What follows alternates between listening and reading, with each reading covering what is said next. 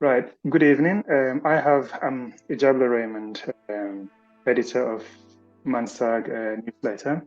I have Dr. Jide Menakaya with me today.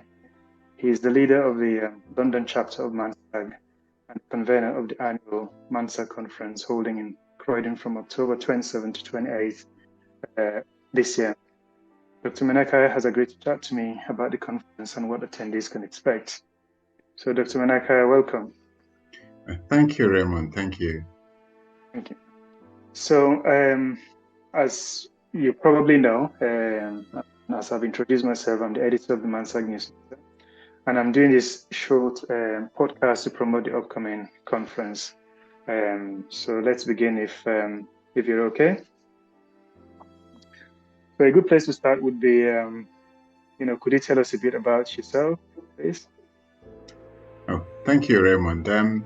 And thanks for having me. I'm at the moment a consultant pediatrician at Hillingdon Hospital. So it's in West London.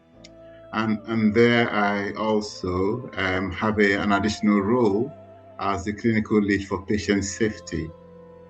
I have been involved with MANSAG since 1998, but that was on and off. But became more involved with MANSAG after the pandemic and attended the first annual conference last year where I met a number of the executives, and there, because they wanted the conference to be held in London, I volunteered to re-establish the London branch. And we took that and we had our very first meeting in February this year. And since then, we've continued to grow. I trained at University of Benin and came to the UK in 1992 and have had a number of training posts in London, in Wessex, in West Midlands, and also went to Australia for 2 years. Throughout that period, I've always done pediatrics and in fact specialized in newborn care. In addition to my pediatric practice, I also am a trustee of a primary school.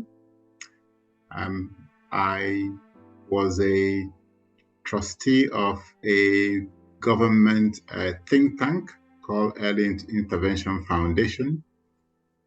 I'm also a trustee of ERIC, which is a charity for children with gastrointestinal problems.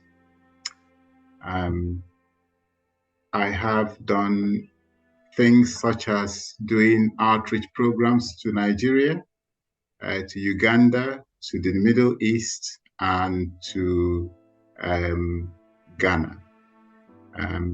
So I've got 2 kids, and we try and juggle all this together, as well as working with MANSAG. Amazing. Thank you for that introduction. So, I mean, you wear many hats. So the next question I want to speak to you about is the theme for this year's conference is transforming health outcomes. And I see you have a lineup of powerful speakers, including interactive sessions with leading policymakers, clinicians, researchers, and healthcare managers. So could you perhaps talk a little bit about why you chose the theme and what attendees can expect to take home from this conference? In other words, tell us about the conference, please. Thank you. I think the driver for this conference was really what the president asked to do, to have a really exciting conference arranged from London. It was, I think, his words, to have the very best conference ever. So that was a tough challenge, particularly as when we went to Lincoln in the spring, they put out a very big show. So we thought, we weren't sure how we can do that better. But what struck me about um, the Nigerian contribution to healthcare to the UK, Nigerian doctors' contribution to healthcare in the UK, to Nigeria and globally, was that we had a lot of amazing people that do a lot of amazing transformative work in healthcare.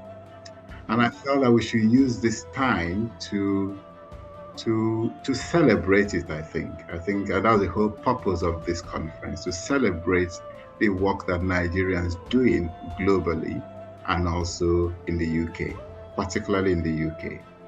So the theme was to look at that transformation of health outcome from different areas. So looking at how best should we regulate doctors who are immigrating to the UK or indeed working in Nigeria from the UK in diaspora to make their work easier? How do we provide the appropriate training for doctors to be the best they can be in the UK, in Nigeria, wherever they find themselves in the world? How do we provide research? How do we carry out research, quality improvement audits that inform the work that we do? And across these sessions, we have the best of them of those people providing leadership and thinking around that. And these best people are Nigerian doctors. We had a session on leadership where one of our contributors is Chikwe, who led COVID response in Nigeria.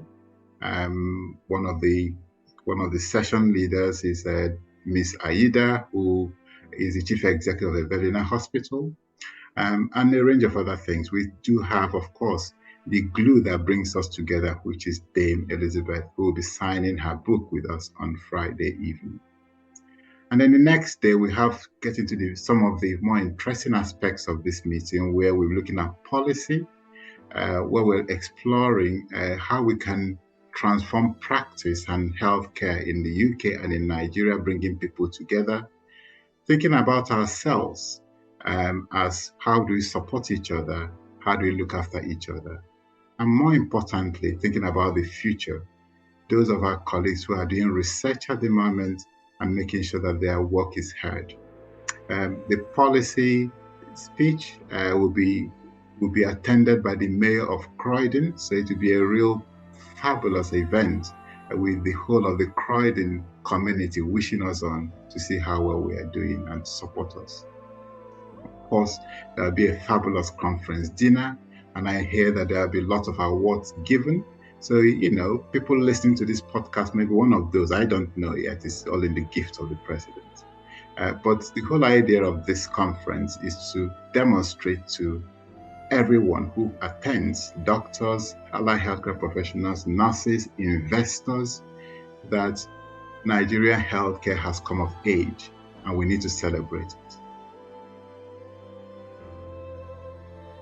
Brilliant response. Thank you, Jide. Now, we did say we're going to try and keep this very short. So the last question really would be, what you think in terms of legacy for this conference?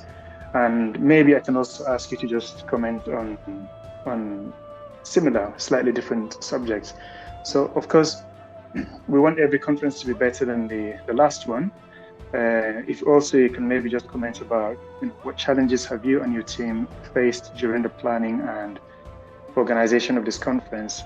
How have you managed these challenges, or what have you learned from them? And thinking ahead, what advice would you give to the LOC, which will be organizing the conference in 2024?